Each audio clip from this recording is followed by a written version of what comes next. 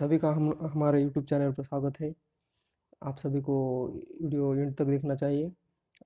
अगर आपको वीडियो पसंद आया तो चैनल को सब्सक्राइब और वीडियो को लाइक करना ना भूलें। तो शुरू करते हैं। केंद्रीय कैबिनेट ने 28 फरवरी 2019 को उत्तर प्रदेश के आगरा और जिस शहर में मेट्रो रेल परियोजना को मंजूरी प्रदान की है उसका नाम है कानपुर। आपको याद रखना है। एकीकृत बायो इमोशनल परियोजनाओं को बढ़ावा देने के लिए मंत्रिमंडल द्वारा जिस योजना को मंजूरी प्रदान की गई है उस योजना का नाम क्या है? तो उसका नाम है जीवन योजना। तीसरा सवाल, देश में इलेक्ट्रॉनिक वाहनों के विनिर्माण और उनके तेजी से इस्तेमाल को बढ़ावा देने के लिए जिस योजना के दूसरे चरण को मंजूरी दी गई है उसका नाम है फेम इंडिया। उसका नाम क्या है?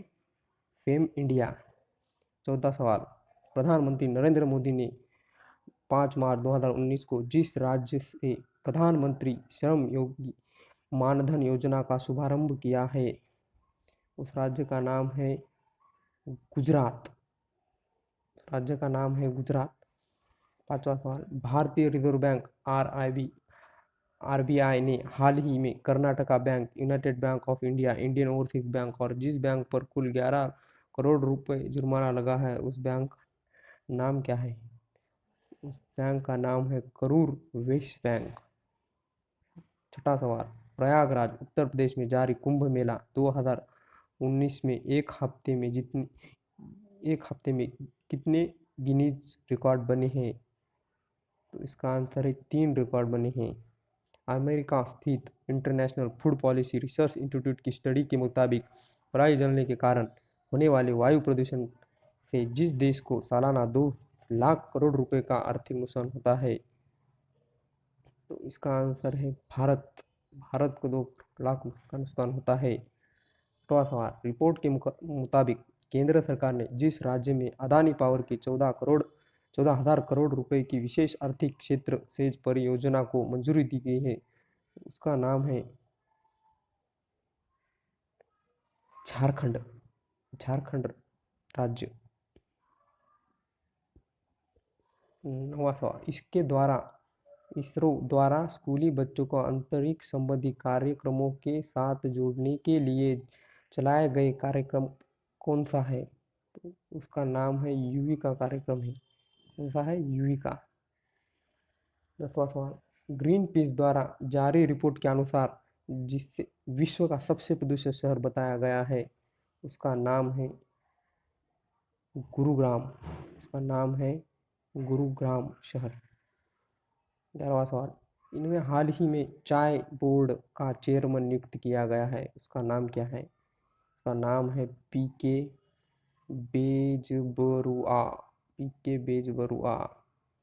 12वां सवाल, वह संस्थान जहां से प्रधानमंत्री मोदी द्वारा हाल ही में वन नेशन वन कार्ड योजना का शुभारंभ किया है संस्थान का नाम है अहमदाबाद। अहमदाबाद से किया गया है। केंद्रीय मानव संसाधन विकास मंत्रालय द्वारा राष्ट्रीय विज्ञान दिवस पर की गई योजना का नाम क्या है? तो उसका नाम है स्टार्स। उसका नाम क्या है? स्टार्स।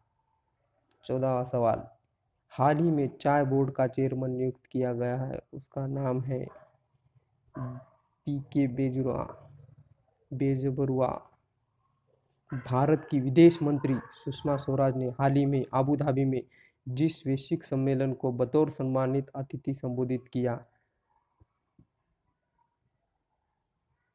लाख। उसका नाम है लाक्स। देश में इलेक्ट्रॉनिक वाहनों के विनिर्माण और उनके तेजी से इस्तेमाल को बढ़ावा देने के लिए जिस दी गई है उसका नाम है फेम इंडिया।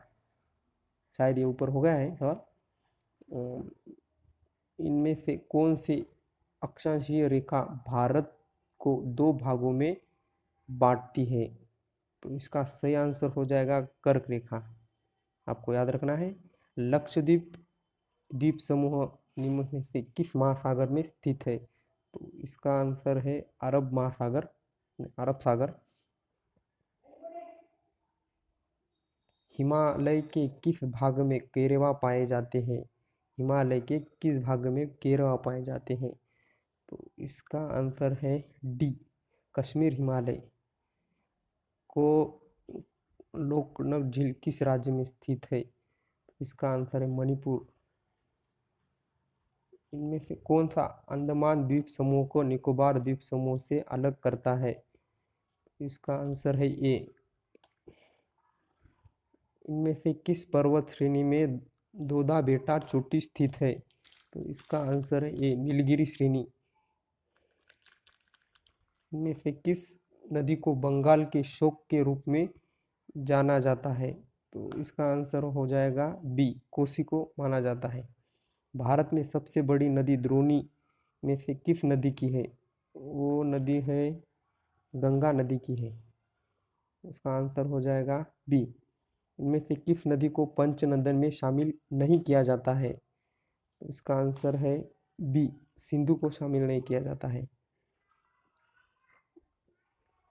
इनमें से कौन सी नदी भ्रंश घाटी से होकर बहती है? इनमें से कौन सी नदी भ्रंश घाटी से होकर बहती है? इसका आंसर हो जाएगा सी, नर्मदा नदी से होकर जाती है। भारत बांग्लादेश के बीच किस संस्थान पर सैन्य युद्ध अभ्यास शुरू हुआ? इसका आंसर हो जाएगा तंगेल। तंगेल पर शुरू हो गया था।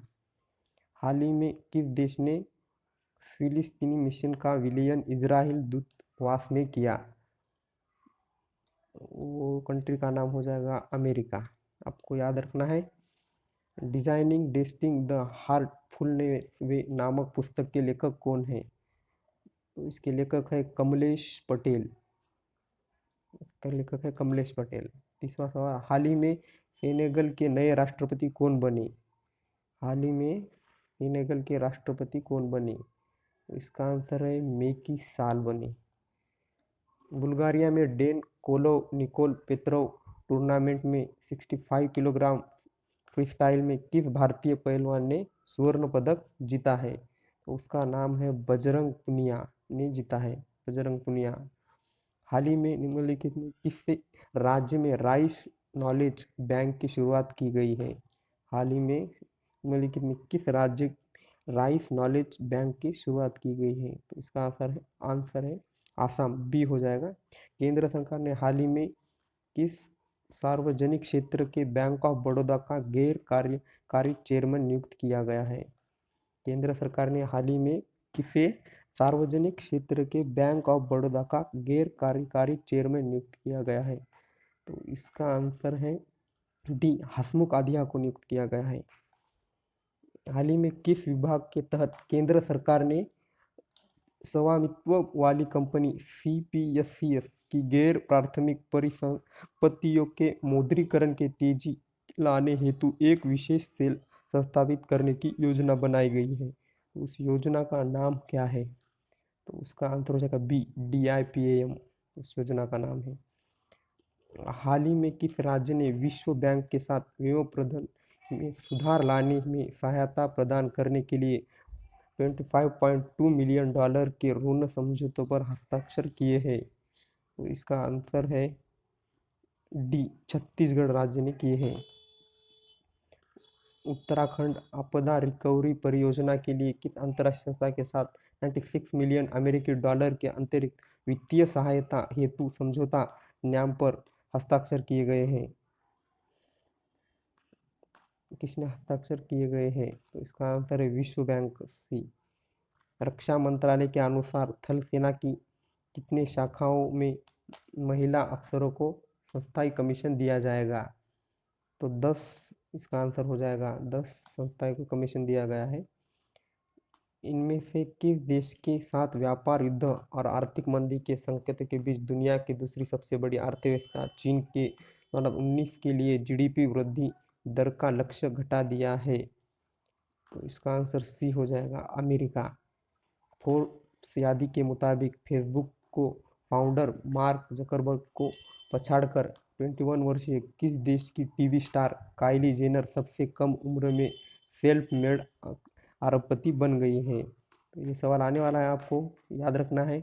इसका आंसर है अमेरिका। वो अमेरिका की है, ये है उसका आंसर। संयुक्त राष्ट्र UN रिपोर्ट के अनुसार दुनिया भर में प्रदूषित हवा में सांस लेने के कारण हर घंटे करीब कितने लोगों की मौत होती होती रही है। 40वां सवाल है, ये याद रखना है। संयुक्त राष्ट्र यूएन रिपोर्ट के अनुसार दुनिया भर में प्रदूषित हवा में सांस लेने के कारण हर घंटे करीब कितने लोगों की मौत हो रही है। तो इसका आंसर है बी, 800 लोगों को करीब मौत हो रही है। पुलवामा हमले के बाद अमेरिका ने पाकिस्तानी नागरिकों को मिलने वाली वीज़ा अवधि को 5 साल से घटाकर कितने महीने का कर दिया है। तो इसका आंसर सी है, 3 महीने कर दिया है। अगर आपको वीडियो अच्छा लगा है तो लाइक करना ना भूलें और हमारे चैनल को सब्सक्राइब करना ना भूलिए।